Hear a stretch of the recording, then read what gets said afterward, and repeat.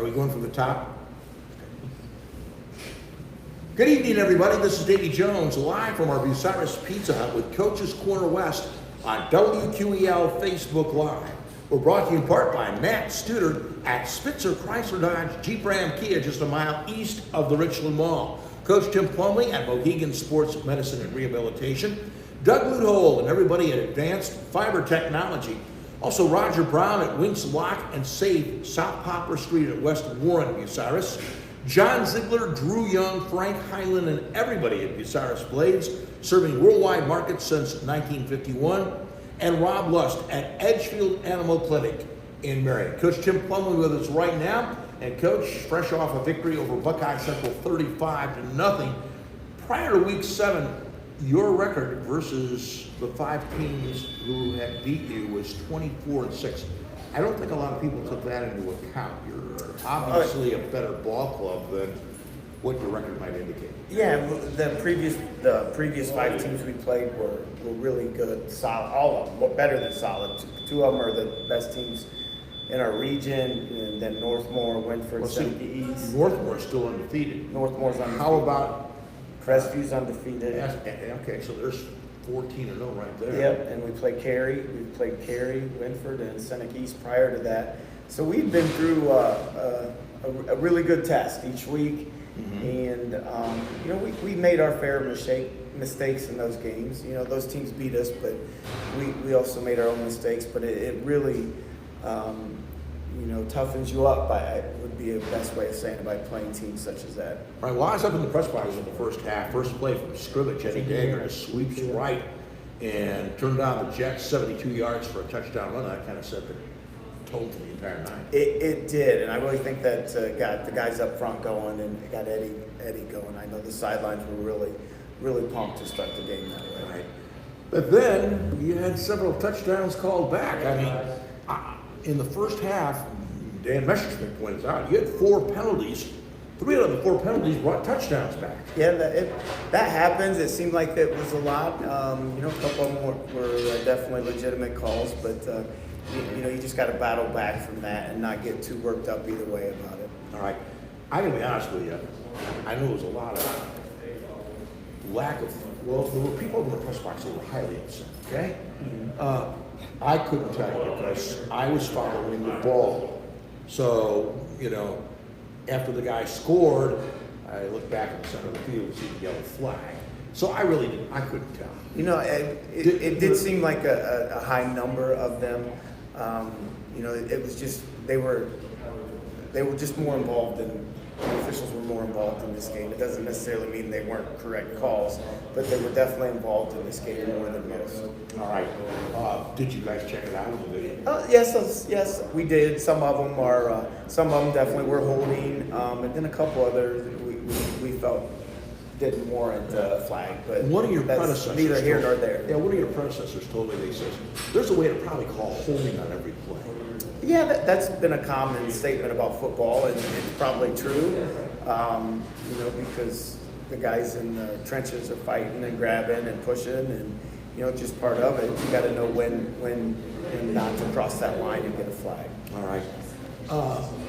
You ran the ball a lot more than I expected, and I think a lot of other people thought the same thing. Boy, ball tonight, and I think we expect at least 50-50.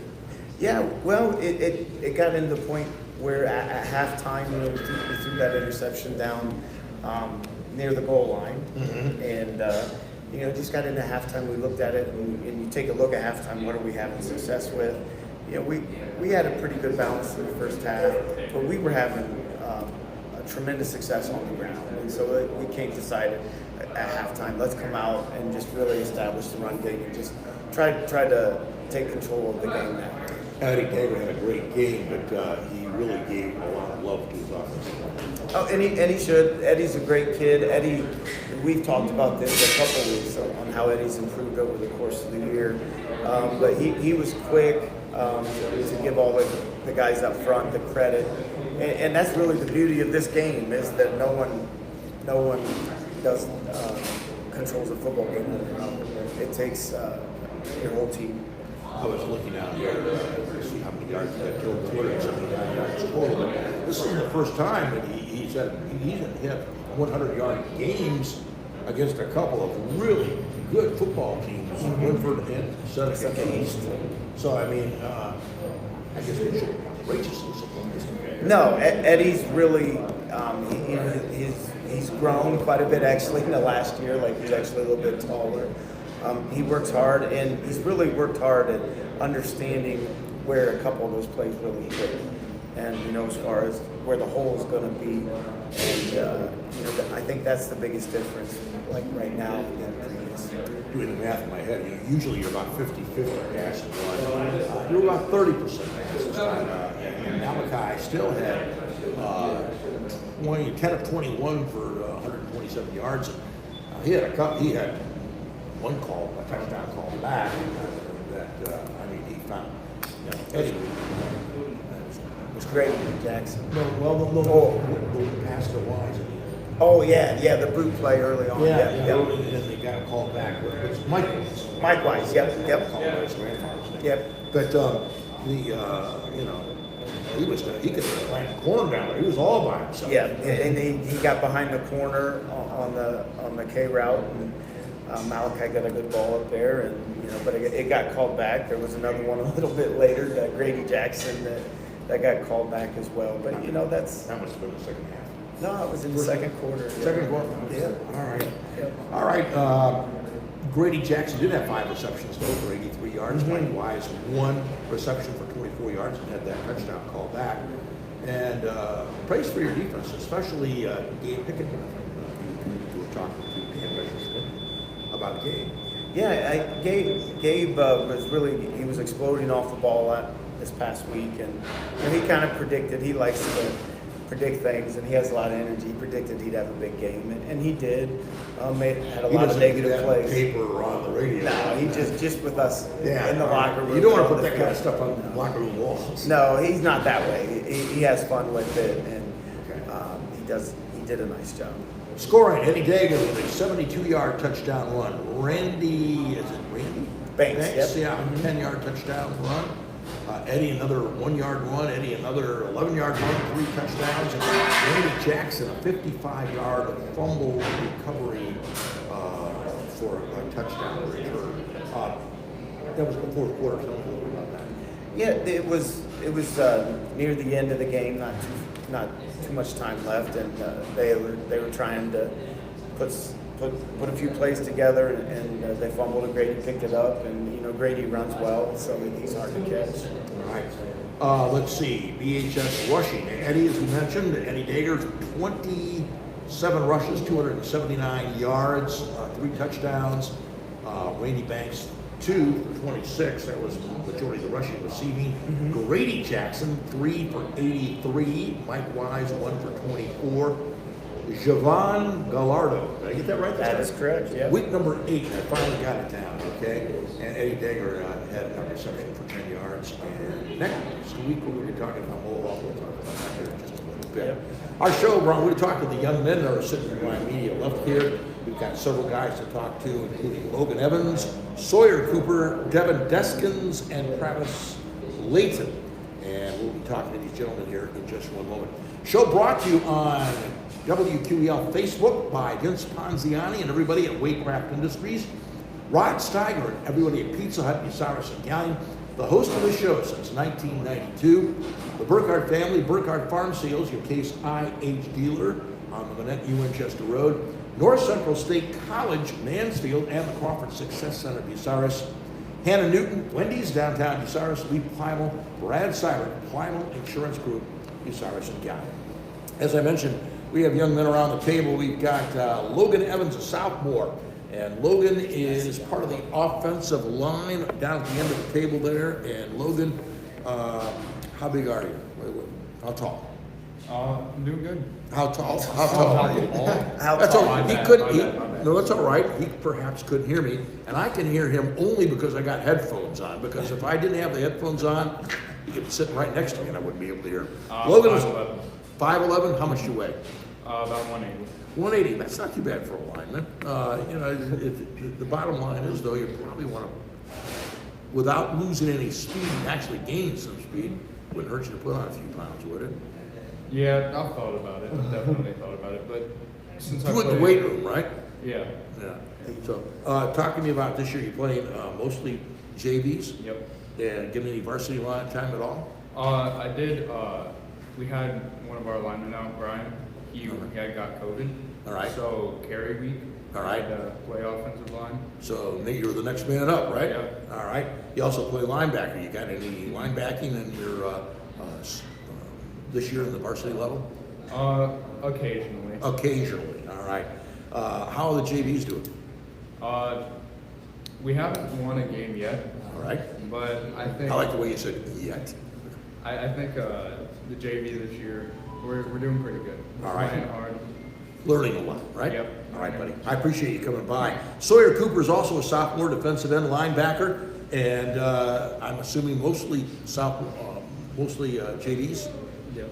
All right. Talk to me a little bit, Sawyer, about being a defensive end. Now, when I think of defensive end, I think about number 95 for the Browns. You don't look like him at all. No. He's a tight end. Yeah.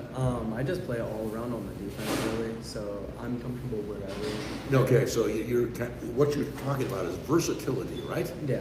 All right. Yeah. It's wherever they need me. I'll play and I'll just drive off of it. Okay, well, I see defensive end, also linebacker, so you are playing quite a bit as a linebacker. But again, you don't get the stereotype of those type of players, do you? No.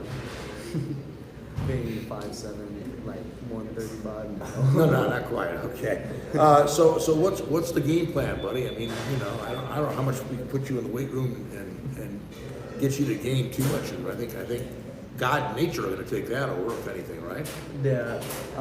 I also wrestle, so throughout this next off season, I'm planning on bulking up a little bit. Right. Well, I know football coaches, correct me if I'm wrong, well, we like wrestlers. Right? Oh, yeah. All right. 100%. It's good for you. It helps your speed as well. Listen, young man, I thank you for coming by. Davin Deskins is here. Davin is a sophomore, and Davin, I understand you're the quarterback of that JV program, or at least one of them. Yeah, I play a little bit. I also play some receiver sometimes. Receiver, and I understand a little bit of quarterback and defense, right? Yeah. So how's the season been going for you? Have you gotten into varsity action at all? Towards the end of games sometimes. Okay, well, that's good. It gives you an opportunity to kind of get your feet wet there. Goals for the rest of this year and potentially for the future? Well, I also run cross country, so I've missed a few JV games, but Mohawk's going to be my last JV game. I want to try to go out and win with the JV team. All right, very good, buddy. I appreciate you stopping by.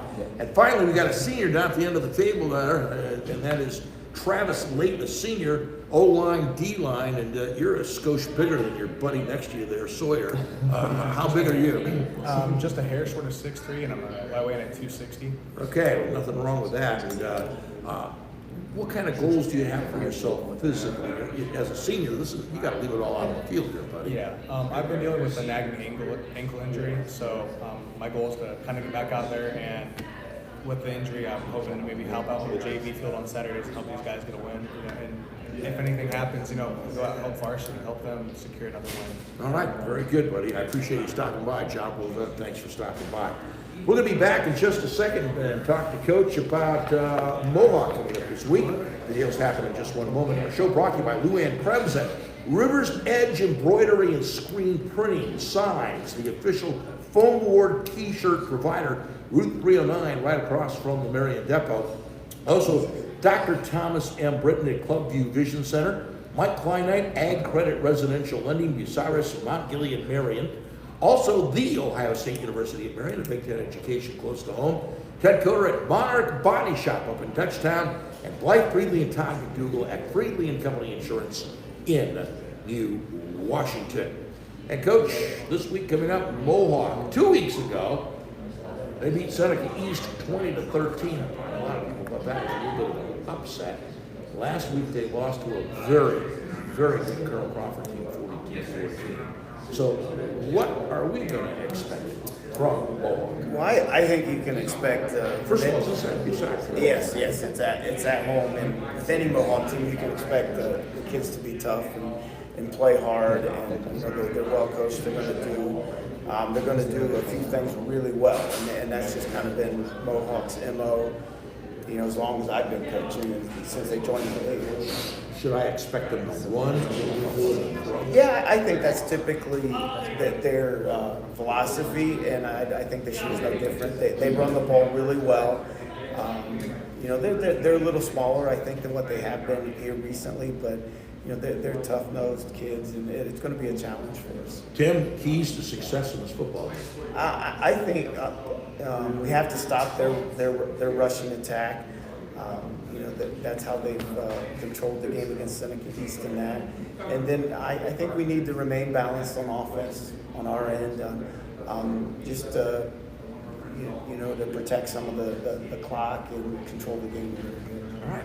Good luck this Friday night against Mohawk. Thank you very much for sharing some time with us. We'll look forward to your visit again next week. All right, thank you. Coach Tim Plumley and the Bucyrus Redmen. We're up with the Winford Royals coming up next on WQEL Facebook. That happens right after this.